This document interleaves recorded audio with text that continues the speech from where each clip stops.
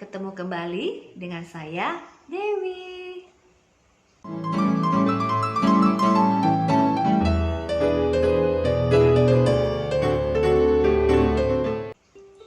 Kali ini kita akan membahas bagaimana cara kita untuk keluar dari pleasure people.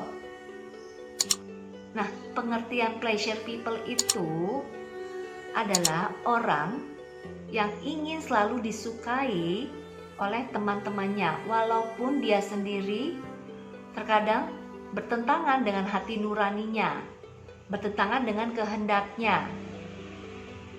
Tapi demi orang lain, demi memuaskan orang lain,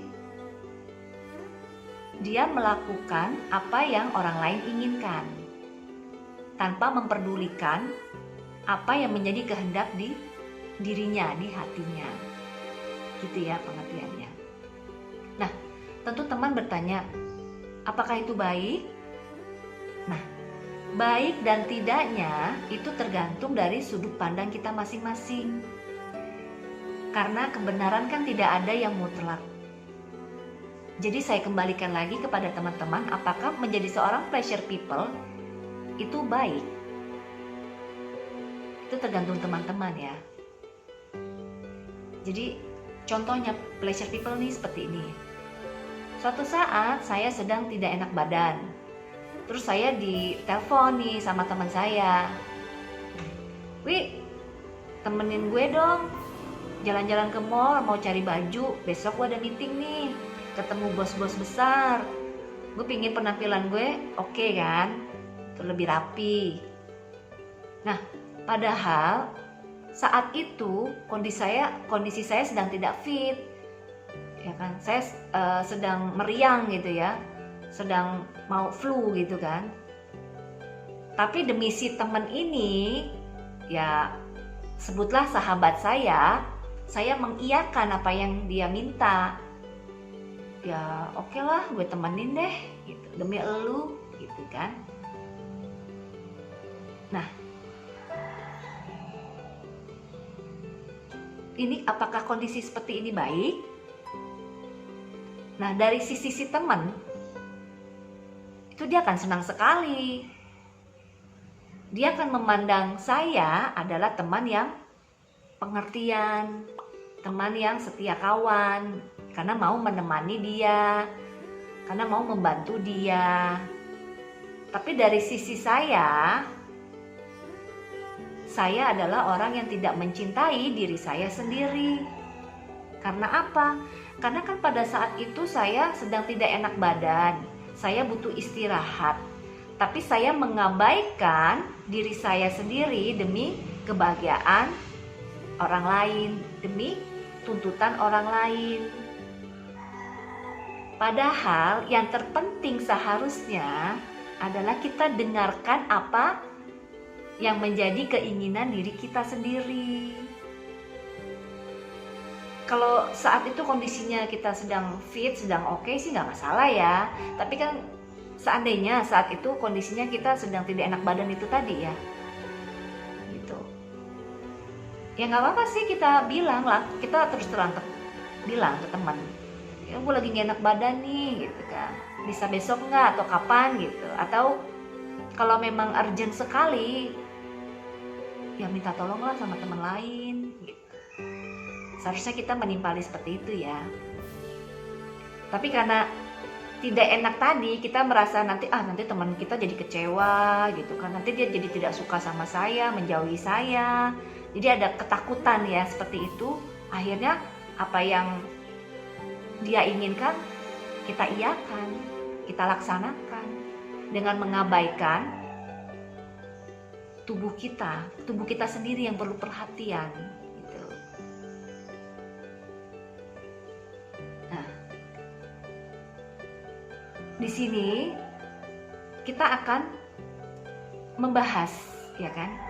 Sebenarnya pleasure people itu ada positif dan negatifnya kalau dilihat dari sudut pandang kedua belah pihak ya. Kalau dari sudut pandang orang lain, tentu pleasure people itu dia sangat sukai ya, karena selalu menyenangkan hati teman-temannya, menyenangkan hati orang lain. Tapi dari sudut pandang kita, pribadi kita, ya kan, kita mengabaikan diri kita sendiri demi tuntutan orang lain. Padahal diri kita adalah orang yang paling mengerti kita, orang yang paling menerima kita saat kita sedang keadaan terpuruk, keadaan sakit, keadaan tidak menyenangkan, tidak mengenakan. Pernah nggak diri kita protes? Enggak kan? Dia selalu menerima gitu, menerima dan menerima. Apapun yang kita inginkan, pikiran kita inginkan, dia selalu menuruti. Ini diri kita. Di satu sisi, saat diri kita merespon dengan kondisi yang tidak baik, nah kalau kita sedang tidak enak badan atau kurang fit, itu sebenarnya cara diri kita untuk memberikan info pada kita agar kita tuh istirahat, agar kita tuh memperhatikan diri kita sendiri, agar kita tuh lebih sayang pada diri kita sendiri, yaitu dengan istirahat, menjaga pola makan, pola hidup, itu asupan makanan yang sehat. Nah itu cara cerdas diri kita. Jadi diri kita ini cerdas kok, diri kita ini cerdas. Nah dia menginfokan kita seperti itu.